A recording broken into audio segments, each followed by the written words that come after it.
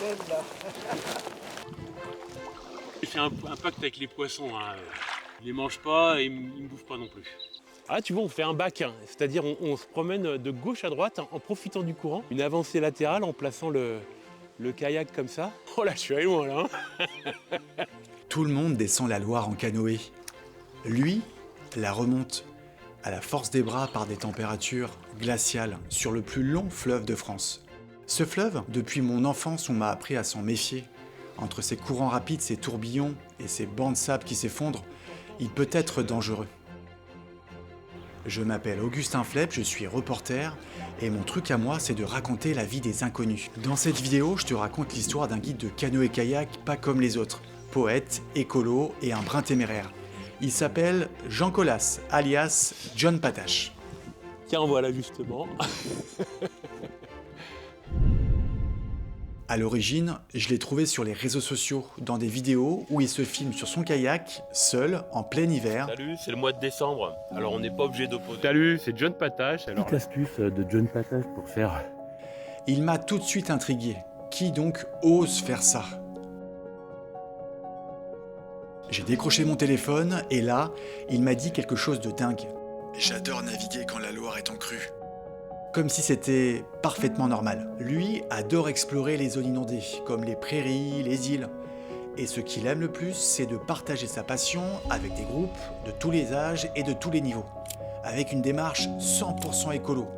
Pas de transport en camionnette, avec les canoës sur une remorque. Avec lui, on remonte le courant sans trop s'épuiser. Vous allez comprendre dans quelques instants. Il m'a dit « Un jour, je t'emmène avec moi ».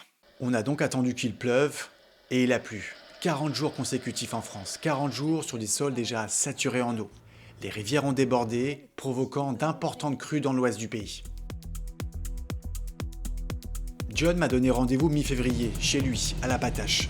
Un magnifique ancien village de mariniers, à quelques kilomètres de Nantes. Ce jour-là, cette localité était classée en vigilance rouge des crues. C'est le niveau maximum. Toutes les navigations de plaisance étaient interdites. Quand je suis arrivé, la rue du bas du village et les jardins des habitations étaient entièrement sous l'eau. C'était hyper impressionnant. En temps normal, la Patache, ça ressemble plutôt à ça.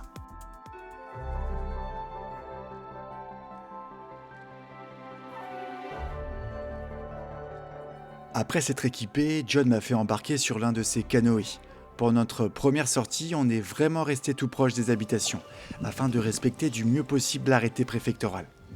Ok, ah ça se pousse tout seul, ça va être super dur, mais... Tous les habitants accèdent à leur logement par ces venelles, ces petites rues étroites qui font le charme de ce village. Comme ça. Là, naviguer, normalement ici c'est une route, hein, Ouais, ça, John. c'est la route, un peu en cul-de-sac. Puis là, tu vois les maisons, l'accès de la route, il y a un petit portail. Et puis là, les gens ils peuvent sortir de l'autre côté, comme je vous ai montré au tout début. Hein, il y a une sortie de l'autre côté à l'étage. Donc ces maisons, c'est très rare qu'elles soient inondées. Il faudrait vraiment une crue incroyable pour que ce soit inondé. Mais si ça arrive, on peut aller à l'étage. D'accord. Les maisons, elles sont vraiment conçues pour ça. Là, je crois que les gamins ils vont attendre un peu avant de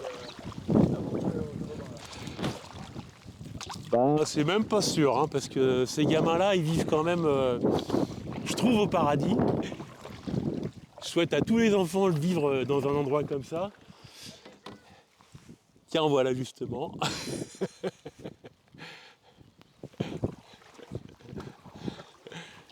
Petite parenthèse, pourquoi ce nom, la Patache ? La Patache, c'était un vieux bateau inutilisé qui servait de bureau de douane pour contrôler les marchandises, en particulier le sel au XVIIe Les siècle. douaniers vivaient ici. Et la Patache était exactement ici. C'est D'accord. devenu, de Port à Melun, c'est devenu la Patache. Les douaniers, on les appelait même les patachiers, pour se moquer d'eux. C'est devenu les patachons, et ensuite c'est devenu les habitants de la Patache qui sont devenus les patachons. Bon, elle est comment la Loire en ce moment-là? Donc là, elle est à un niveau de crue assez exceptionnel. Donc on approche les 5 mètres 30, 5 mètres, ouais, plus de 5 mètres. Ça veut dire un débit très important. Pour donner une idée, En période d'été, on est allé jusqu'à 200 mètres cubes seconde. Alors, ça ne parle pas beaucoup, mais ici, on est plutôt à 6-7 000 mètres cubes seconde. Moi, j'adore cette puissance, en fait, qui contredit un petit peu ce que souvent on se dit en tant qu'être humain, en disant qu'on est les maîtres de la nature. Là, il y a un moment donné où la nature, elle nous rappelle à d'ordre en disant on n'est pas grand-chose par rapport à tout ça. Je pense que, par exemple, l'eau c'est tout à fait inarrêtable. Il n'y a pas de bulldozer assez grand pour arriver à maîtriser ça. Et donc ici, on a à peu près 20% de la pluie en France qui arrive dans la Loire. La Loire qui fait donc 1000 km à partir du mont Gerbier-des-Joncs. Et voilà, ça fait plein de bifurcations comme ça qui arrivent ici. Ici, on est dans un site particulier qui s'appelle le Verrou de la Loire. La Loire se rétrécit. Alors ça paraît pas ici, ça paraît quand même toujours très large, mais par rapport à en amont ou en aval, c'est plus étroit, nettement plus étroit. Moi je trouve qu'il y a une puissance de la nature et j'imagine aussi des forces telluriques, on peut imaginer beaucoup de choses à ressentir. Retour au bercail et fin de cette première exploration. On s'est revus quelques jours plus tard, le niveau de la Loire avait un peu baissé, ce qui nous a permis d'explorer des zones plus lointaines et sauvages.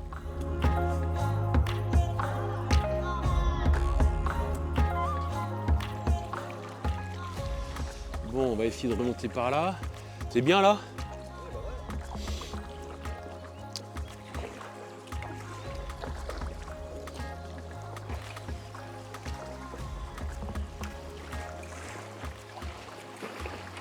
Ça me fait plaisir que tu m'emmènes avec toi parce que le canoë, j'en ai beaucoup fait l'été avec des copains, comme tu dis, tu sais, avec la camionnette qui t'emmène en train et tu redescends, mais encore moins l'hiver. Ah, tu vois, on fait un bac, c'est-à-dire on se promène de gauche à droite en profitant du courant pour traverser sans effort. Tu vois, on fait une avancée latérale en plaçant le kayak comme ça traverse. Ah, excuse-moi, je t'ai coupé. Ben non. John, c'est un pur Ligérien comme on dit. Il est né et il a grandi à quelques kilomètres d'ici. Son père, marchand de bois, possédait une île sur la Loire. John a voyagé et vécu dans de nombreux pays étrangers, en Afrique, en Mongolie, et finalement c'est ici qu'il a décidé de s'installer, là où tout a commencé, là où il s'est forgé une âme d'aventurier. Quand j'étais ado, je voulais absolument partir de ce coin-là que je trouvais sinistre. Puis maintenant, je trouve que c'est l'endroit le plus merveilleux du monde. La plupart du temps, on essaye de chercher les choses très très loin de chez soi. Puis finalement, on vient d'ici et c'est ici que ça se passe et c'est ici que c'est merveilleux. Notamment l'aventure. Moi, j'ai toujours été à la quête, à la recherche de l'aventure. Et c'est pour ça que je voulais partir loin. Je m'imaginais être Tarzan ou je sais pas, Kevin Costner dans Danse avec les loups. Et en fait, c'est ici que ça se passe, quoi. L'aventure, elle est juste au pied de chez nous. Quand on prend, par exemple, le canoë-kayak dans les zones inondées, ça peut être vraiment peut-être le Grand Canyon, quoi. Être heureux en vivant des micro-aventures en bas de chez soi. C'est un peu ça, la philosophie de ce guide. Ici, c'est de la prairie. Il peut y avoir des vaches ici. Et sur la gauche, ça fait une digue qui est donc recouverte, où passe le GR.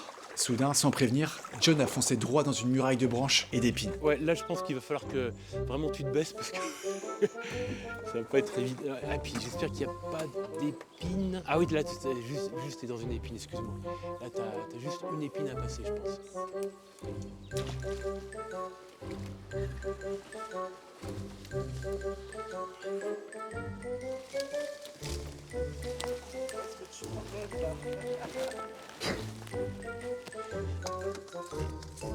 On va juste passer ça et c'est bon. Voilà. Ok.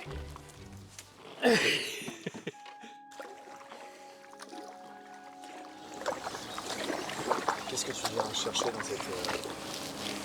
cette pratique, titre personnel? Le bien-être. Et puis, en fait, Vraiment, je préfère de loin être accompagné. J'adore faire découvrir ça et puis découvrir les gens qui viennent avec moi. En fait, je trouve qu'on se révèle dans la nature. Du canoë, il en a fait un peu comme tout le monde quand il était ado, mais c'est bien plus tard que c'est devenu une passion dévorante.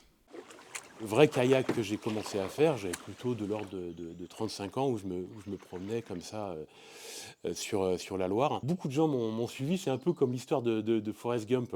Il commence à courir et puis il y a plein de gens qui sont derrière lui, c'est ce qui s'est passé. Hé mec!